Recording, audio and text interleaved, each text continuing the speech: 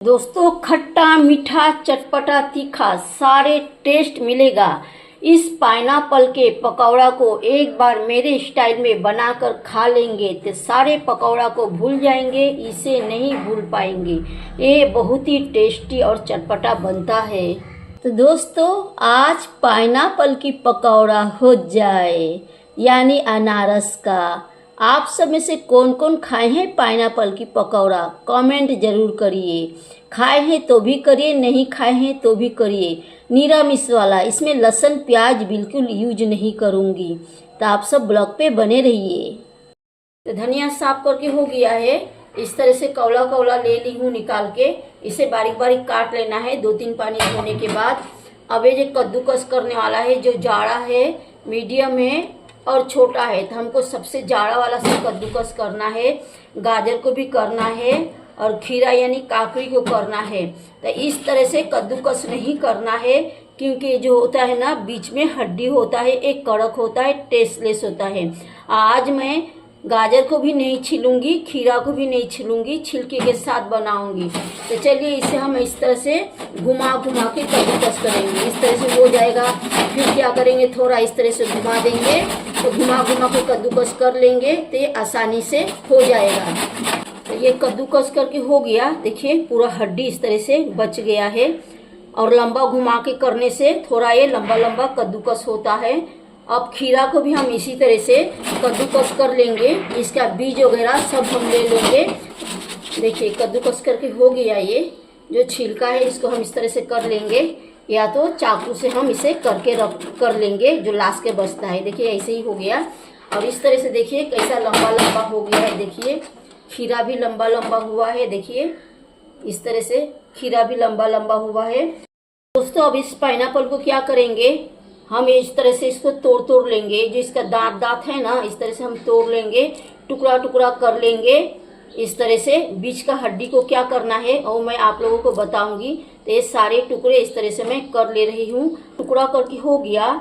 इसका टुकड़ा करने का ट्रिक है, ये जो दांत है ना, तो इस तरह से हम इसको तोड़ लेंगे। इस तरह से साइज कर लेंगे, ज्यादा टुकड़ा नहीं करेंगे, अपने आप हो जाता है। देखिए ज्यादा टुकड़ा करेंगे तो फिर बहुत मेही बारीक बारीक हो जाएगा, तो अच्छा नहीं लगता है। इस तरह से इसका कन मुंह में आता है तो बहुत ही अच्छा टेस्ट देता है। अब जो हड्डी है ना, तो हड्डी को हम चाकू से गाजर के जैसा, खीरा के जैसा लंबा लंबा बारीक बारीक हम काट लेंगे।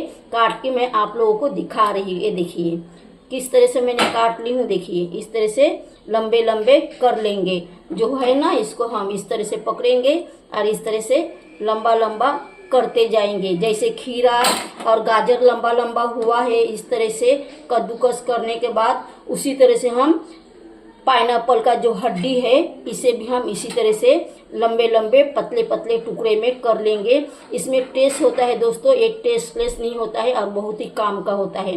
तो सारे हड्डी को हम इसी तरह से काट के ले लेंगे। तो तीनों चीजों को अच्छे से मिक्स कर ली हूँ। देखिए इस तरह से। अब जो धनिया पत्ता हम बारीक बारीक काट के रखे हैं, इसे डाल देंगे और इसमें हम हरी मिर्च डालेंगे। इस तरह से साइज में हरी मिर्च काट के डालने से पकौड़ा बहुत ही टेस्टी बनता है। ये अदरक को मैंने कूट ली हूँ, आप लोग अपने हेमंजस्ता में कूट लीजिए। इसी तरह से कूट के डालेंगे तो बहुत ही टेस्टी बनता है। और इस तरह से इसे क्या करना है, इसमें थोड़ा रेसा रेसा है तो एक दूसरे में उलझा हुआ है, तो इसको इस तरह से अलग अलग कर देना है, नहीं तो सारे एक जगह पे ही जमा हो जाएगा। अब टेस्ट के हिसाब से इसमें हम नमक डाल देंगे और चाट मसाला डालेंगे। आप लोग के पास चाट मसाला नहीं है तो काली मिर्च पाउडर, धनिया पाउडर, जीरा पाउडर, ये सारी चीजें आप सब डाल सकते हैं। मेरे लिए तो चाट मसाला बहुत ही आसान होता है। अब इसमें थोड़ा सा हम तीखी वाली लाल मिर्च पाउडर डालेंगे, ज्यादा नहीं डालेंगे, थोड़ा सा डालेंगे। अब इसमें हम क्या करेंगे, चना के आटा, जिसे बेसन भी बोलते हैं। अगर आप लोग के पास चने का आटा नहीं है तो चावल का आटा ले लिए, या तो कॉर्नफ्लावर ले लीजिए। कुछ भी नहीं है तो आप गेहूं के आटा ले लीजिए। अब इसमें हम पानी नहीं डालेंगे, इसे अच्छे से मिक्स करेंगे। मिक्स करके हो गया है। मैं अजवाइन डालना भूल गई थी। अजवाइन और बीट नमक यानी काला नमक, कोई कोई पहाड़ी नमक भी बोलता है। तो अजवाइन कंपलसरी है, एक गैस नहीं होने देता है और अच्छे से हजम हो जाता है। इसमें हम एक बूंद भी पानी नहीं डाली हूँ, मैं बिना पानी का ही मिक्स की हूँ, क्योंकि गाजर में तो पानी नहीं होता है, खीरा में और पाइनएप्पल में बहुत पानी होता है। और बहुत ज़्यादा बेसन नहीं डालना है, बहुत ज़्यादा बेसन या आटा जो भी आप डालते हैं बहुत ज़्यादा नहीं डालना है, ये तो सिर्फ बेसन के ही टेस्ट आ जाएगा और पाइनएप्पल वगैरह का टेस्ट नहीं आएगा। ये देखिए अच्छा खासा बाइंडिंग हो जा रहा है। तो कढ़ाई और तेल 50% गर्म हो चुका है। इसमें थोड़ा सा ही तेल डाली हूँ। इसको सेलो फ्राई करना है, डीप फ्राई करेंगे तो बराबर नहीं फ्राई होगा, क्योंकि इसमें बेसन कम डाली हूँ। और सेलो फ्राई जो होता है वो हेल्थ के लिए बहुत ही अच्छा होता है। तो बताइए दोस्तों, आप सब कैसे हैं? उम्मीद करती हूँ आप सब अच्छा ही रहेंगे और बहुत खुश भी रहेंगे। मेरी दुआ है आप सब खुश रहिए, आबाद रहिए, दिन दुगनी रात चौगनी तरक्की करिए। आप सबकी घर परिवार खुशियों से भरा रहे। आप सबकी चाहने वाले के साथ आप सबका हमेशा बना रहे। आप सबकी बच्चों की 100 साल की उम्र हो। आप सबकी हर अच्छी वाली चाहत जल्द से जल्द पूरा हो जाए। आप सबकी सेहत, आप सबको सेहत, तंदुरुस्ती भरी खुशहाल लंबी जिंदगी मिले। ढेर सारी दुआ है दोस्तों। तो प्लीज़ दोस्तों, आप लोगों से रिक्वेस्ट करना चाहूँगी, प्लीज़ आप सब मिलकर मेरे चैनल को आगे बढ़ाइए।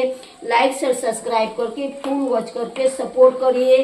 साथ में हाइप की बटन भी प्रेस कर दीजिए। सपोर्ट करने के लिए थैंक यू सो मच, शुक्रिया दोस्तों। जितना आया इसमें डाल दी। अब गैस को मीडियम भी नहीं करना है, फास्ट भी नहीं करना है, स्लो गैस में इसे फ्राई करना है। फास्ट और मीडियम करेंगे तो अंदर से कच्चापन रह जाएगा, ऊपर से जल जाएगा। तो देखिए दोस्तों कितना अच्छा कलर दिख रहा है। अब पाइनएप्पल देखिए चारों तरफ से कैसे मस्त दिख रहा है। ध्यान रखिएगा कि बेसन बहुत कम डालना है और इस तरह से कढ़ाई को पकड़ के गोल गोल घुमा देना है। चलिए दोस्तों एक एक करके पलट देते हैं। आसपास से बहुत आवाज़ आता है, आवाज़ को थोड़ा आप लोग इग्नोर करिएगा। इस तरह से पकौड़ा कौन कौन खाया है कमेंट जरूर करिएगा। इसको हम 3 से 4 बार उलट पुलट के फ्राई कर लेंगे। और ध्यान रखिएगा गैस को स्लो ही रखना है, स्लो गैस में फ्राई करना है, फास्ट मीडियम कुछ भी नहीं करना है। दोस्तों फ्राई हो चुका है, उलट पुलट के 3 से 4 बार उलट पुलट के मैं फ्राई कर ली हूँ। और आप लोग साइड में थोड़ा सा एक बर्तन में पानी ले लीजिएगा। अगर आप लोगों को लगता है कि चिपक रहा है तब पानी में हाथ डुबा लीजिएगा। हाथ डुबा के इसको आराम से करके बना लीजिएगा। बहुत ज़्यादा फ्राई नहीं करना है। बाद में मैं नज़दीक से आप लोगों को दिखाऊंगी। थोड़ा लाइट का प्रॉब्लम है दोस्तों, इसलिए दूर से बराबर कलर नहीं दिखा पाती हूँ। तो बाकी का सब इसी तरह से हम फ्राई कर लेते हैं। पाइनएप्पल के पकौड़ा का फाइनल लुक देखिए किस तरह से सारे पाइनएप्पल दिख रहे हैं। बहुत ही चटपटा और यम्मी बनता है दोस्तों। तो आप सब जरूर ये रमज़ान महीने में बनाइए और इससे रोज़ा खोलिए।